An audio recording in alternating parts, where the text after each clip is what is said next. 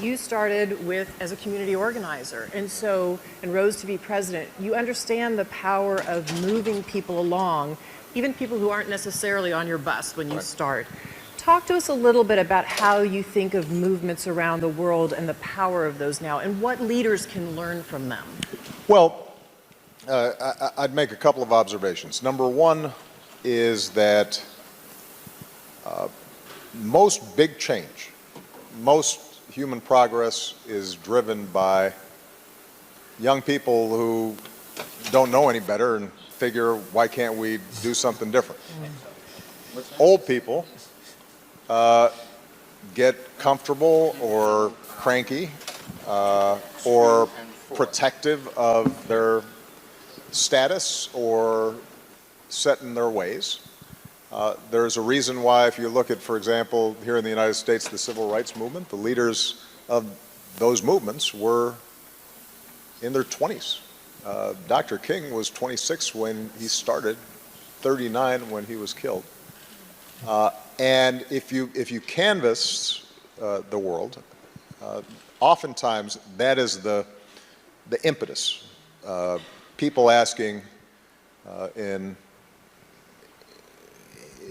ways that I think are familiar to many, not why not, or not why, but why not? Why do things have to be the way they are? So that's point number one, that young people, I think, can make an enormous difference. Number two is that because most of us now either live in democracies or countries that purport to be democracies, because we have won the battle of ideas that says governments and our common efforts have to be rooted in the legitimacy of people. There is more power than ever in people being able to band together and collectively push for initiatives that are going to make change in their lives. That's something that for most of human history was unimaginable. That is one of the amazing transitions that has taken place, and you will notice that even in autocracies today, there is at least the pretense of democracy, because people believe that governments that are rooted in people are more legitimate. And that's a battle we won and now have to make real wherever we can. That's point number two. Point number three is simple math.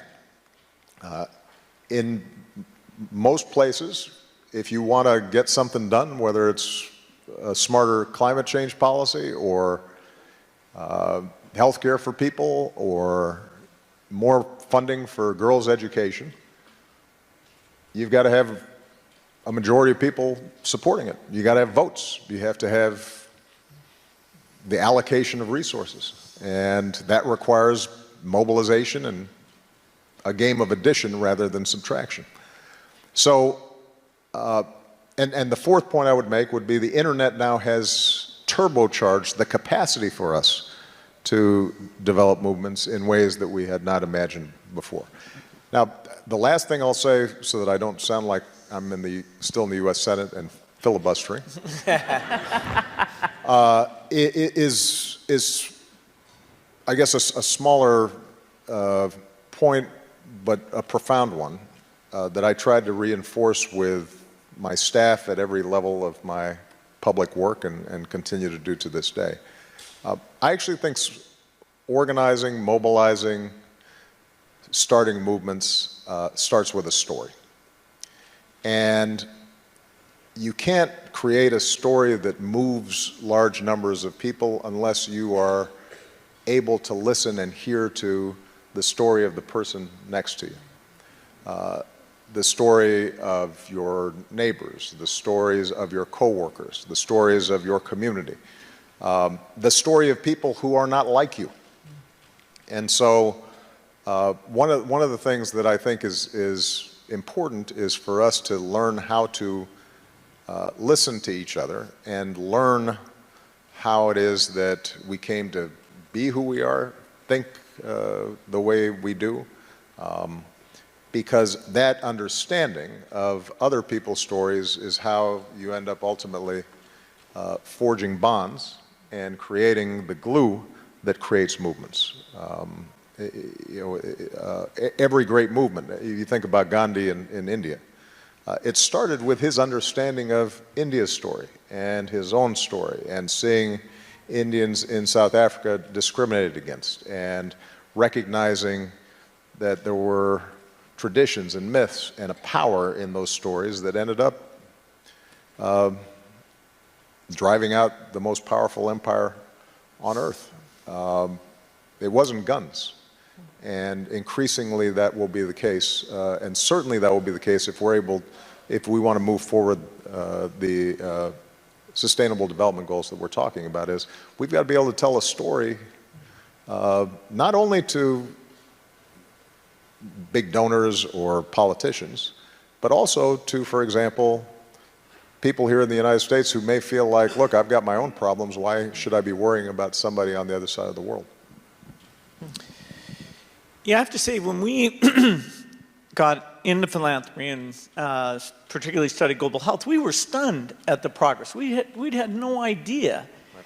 And it's kind of amazing if you ask even very well-educated people, what's happened with vaccination, what's happened with HIV.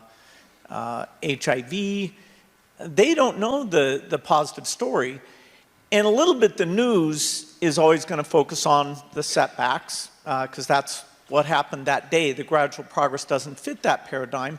And even people who raise money for these causes, I have to say, sometimes even some of the material we create is talking about the piece that remains as though it's never improved. Do you have any thoughts on how we get this more positive sense of progress going, and how we would get that word out? Well, look, you're talking to somebody who for 7 years tried to get the word out that things were going pretty good, and nobody, at least about 40% of the country, didn't believe me until I was gone, and then suddenly they believed it and they said things are great.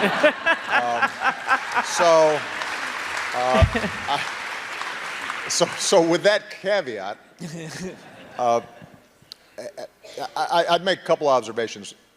One, you're right, Bill, there is the nature of the media, and maybe just the human brain, is to fasten on what's wrong, not on what's right. And I'm not sure we're going to be able to change that, right? Visual displays of a fire are much more interesting than just a building sitting there. And so the fire is going to make the news. The building sitting there nicely and people are walking their dogs in front of it and stuff, that will not make the news. So I don't think that we can count on conventional media necessarily to spread the word. This is, though, where the power of the internet has not, I think, been harnessed the way it needs to be, particularly when we think about young people and young audiences. Malia and Sasha consume information differently than I do. And I think that those of us who've been involved with policy work are still putting out these reports with pie charts and this and that, and that's not interesting to them. But stories and visual representations of progress can go viral. There's a hunger for it. It's just that we don't systematically think about it. And so I think when the three of us were talking a while back, I mentioned that one of the areas that I'm deeply interested in is how do we build sort of a digital platform whereby people can go to find out what's happening that is moving the progress on issues, and then activates them. Because I heard somebody, I think maybe Trevor, saying an important point. I'm very interested in how online communities can move offline. How this incredible power to convene through hashtags and tweets and this and that and the other eventually leads to people meeting each other and talking to each other. And I think that we have not fully tapped that as a way of spreading the word about progress that has been made. I also think it is important for us to put some friendly pressure on leaders to tell good stories and to make sure that we don't, that we aren't so rigid in our partisanship or ideologies that we are not willing to acknowledge and share when somebody who might be of a different political persuasion has done something really good, even if it runs contrary to our short-term political interests. I mean, I always used to say, as big as the differences were between me and my predecessor, George W. Bush, that what his administration initiated with PEPFAR was a singularly important achievement that we needed to sustain and build on. And I didn't think that somehow detracted from me to say that somebody from another political party did something really smart and really good and deserved credit for it. And I feel as if these days, within our political circles, that's a hard thing for people to bring themselves to do.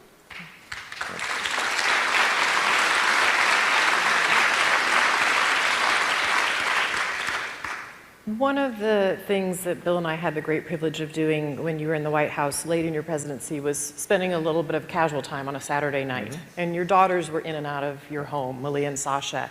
And you've been to our house earlier this summer and saw Rory and Phoebe, two of our three, in and out of our house. Our daughter Jen is here in the front row. Tell me about... Jen's like, thanks, Mom. Yeah, sorry. You weren't home that night. Jeez. But she's about the age of That's your our daughters. job, to embarrass you. Exactly. That's what we do. I just did it. Job none right there. But, you know, Jen's about the age of your girls, a little bit older, but how have you and Michelle thought about talking to your children about being leaders in the world and taking up this mantle of what needs to be done in the world? Well, what we've tried to communicate their entire lives is that each of us has responsibilities.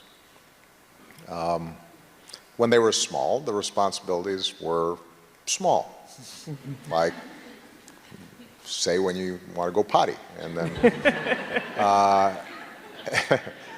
as you get older, your responsibilities grow. But part of what we, I think, try to communicate is that being responsible is an enormous privilege. That's what marks you as a fully grown human, is that other people rely on you, that you have influence, that you can make your mark, that if you do something well, that will improve other people's lives, that the kinds of values that we've tried to instill, many of them your basic homespun values like kindness and consideration and empathy and hard work, that those are tools by which you can shape the world around you in a way that feels good. And so what we've tried to encourage is that the sense that it's not somebody else's job, it's your job. And I think that's an ethic that they've embraced. Now they will choose to participate in different ways because they have different temperaments, different strengths. I think one of the mistakes that we sometimes make is to think that there's just one way of making a difference or being involved. You know, if you are a brilliant engineer, you don't have to make a speech, you can create an app that allows an amplification or the scaling up of something that is really powerful. If you are somebody who likes to care for people, you don't have to go out and lead the protest march. You can mentor some kids or work at a local health clinic that is going to make a difference. So there are a lot of different ways in which to make a contribution, and we try to emphasize that to them as well. And then the third thing that we try to encourage is what I mentioned in my earlier remarks, which is that you have to be persistent. I always tell people that my early work as a community organizer in Chicago taught me an incredible amount, but I didn't set the world on fire. You know, I got some public parks for communities that needed them. I started some after-school programs. We helped set up a job training program for people who had been laid off of work, but those communities weren't suddenly transformed. They still had huge problems. But I took that experience and then I was able to build on it.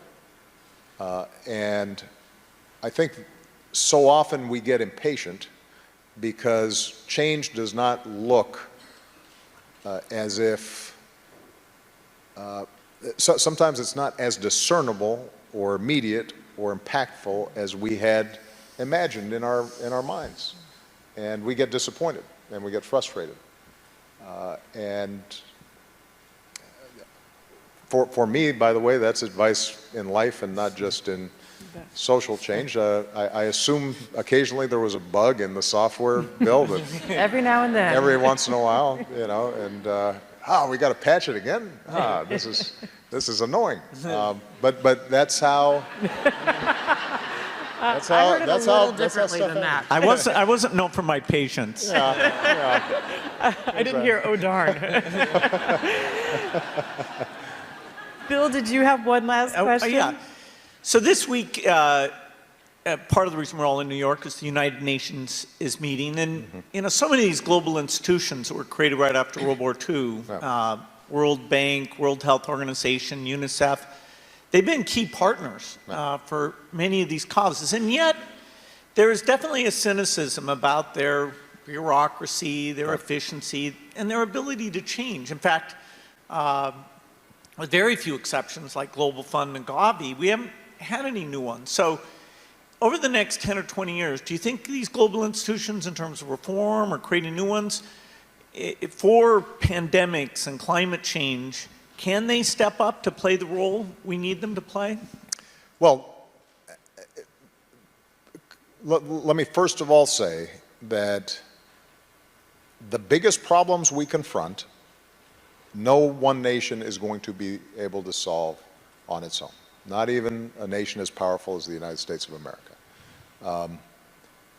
There are times during my presidency where I was attacked for not claiming that we could go on our own, as if that was an expression of weakness. No, I believe that the United States is in fact an indispensable nation, and that many of the initiatives and much of the progress that we've made could not have been done unless we underwrote those efforts. And I'll use as an example of our handling of Ebola, which in retrospect, I think a lot of historians would argue was one of the, if not the most effective emergency public health intervention in history. We had to create the architecture and the infrastructure and send our military in to create runways where the Chinese could then land planes to deliver goods. And we had to provide guarantees to the Europeans so that if they sent health workers, they could feel some assurance that they could be medevaced out if they got infected. So I take great pride in what the United States can do, but if we're talking about climate change or global migration spurred on by drought or famine or ethnic conflicts, we're not going to be able to solve those things by ourselves. And as you indicated, Bill, if we get an airborne pandemic, unlike a slow-moving, disease that's difficult to transmit like Ebola, if we haven't built ahead of time some structures to deal with this, millions of people could be adversely impacted. So number one, you have to start with the premise and believe that multilateral institutions and efforts are important. And you don't have to cede all your sovereignty, or it doesn't make you less patriotic to believe that. You just have to have some sense and read. So that's point number one. Point number two is that, in fact, there are problems with existing multilateral institutions. Not surprisingly, they were designed post-World War II for the most part, and they couldn't have anticipated everything that's happened. There is bureaucracy and inertia and resistance to reform. So it is important for every country, every leader, to be honest about the need for reform and not simply think narrowly about, well, I want to keep certain numbers of slots or votes or this or that. At least on many of the issues where there shouldn't be a big ideological controversy. Look, reforming the Security Council, that's something that goes to core geopolitical interests and is a huge, difficult, and perhaps unachievable goal anytime soon. On the other hand, making sure that the WHO works well and that we have a sufficient security trigger when a pandemic or something else happens, that is achievable. And it shouldn't be controversial. It's just a matter of digging in and getting the work done. When it comes to girls' education, there may be cultural resistance in some places to actually getting it done, but generally speaking, there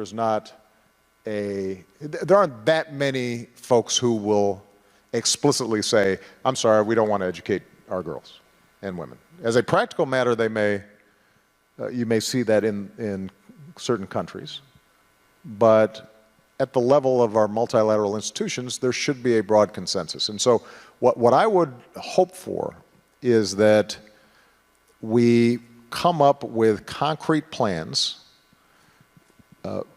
in those areas, oftentimes with respect to the Sustainable Development Goals, are areas where there is a consensus on at least the aims, if not always the means, and think about how can we improve delivery systems, how can we improve their operations on a day-to-day basis. But ultimately, the last point I would make, that requires leaders to feel as if it matters and is important. That in turn requires the public think that it matters and is important, because unfortunately what you discover is that most politicians and elected leaders are followers and not leaders. They're called leaders, but most of the time they follow. They see what do their constituencies care about, and they respond. And one of the biggest challenges that we've had is that, and I speak most intimately about the United States, the general public responds with enormous generosity when they see a specific story of a child who's hungry, or somebody who's been stricken by a flood. But when it comes to just a general knowledge or interest in development funding, not only do they not know much, but they oftentimes have a negative reaction, because their view is, we've got a lot of needs here at home, why are we sending money overseas? Sadly, it is one of the only areas where Democrats and Republicans agree in the United States is on foreign aid. And repeatedly you've seen public opinion surveys where people wildly overestimate what we spend on foreign aid. They think 25% of the federal budget is going to foreign aid and helping people other than folks in their towns and their communities. So the need for public education in the ways we talked about, that promote, that tell a good story, that point out that this is actually a bargain, that connect what we do with respect to development to security, not in a perfect correlation, but to say that, look, if you've got failed states, then generally some of that's going to spill over on us. If you have economies that are failing, ironically, if you are concerned about immigration and mass migration,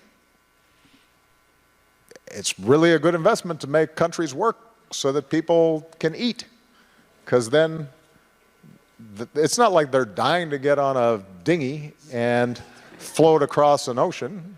If the country where they were born and they loved was functioning. So thinking about ways in which we describe this both as an economic imperative, an environmental imperative, a security imperative, the more we can influence public opinion, the more you'll see politicians respond. That doesn't mean that there is not an enormous role to play for NGOs, philanthropy, and so forth. But, and I've said this to both Bill and Melinda, even with the incredible generosity and enormous skill with which they've deployed their resources over the years, the U.S. budget's still bigger. Absolutely. A lot bigger. And, a lot. you know, this notion that you can, that I hear sometimes from young people, that you can work around government and work around politics because it's too messy, or it's corrupt, or it's, you know, I just don't like those folks, or what have you. I'm sorry, guys, that's not going to work. If you want to get done what you're talking about, you will have to combine effective philanthropy and technical know-how and smart policy engineering with getting your hands dirty, trying to change public opinion and trying to ensure that the people who are in charge of the levers of power are responsive. And that will require work, and I guarantee you, you will be disappointed at points. But what a glorious thing it is to be responsible for saving the world. That's your responsibility. And ours. Thanks.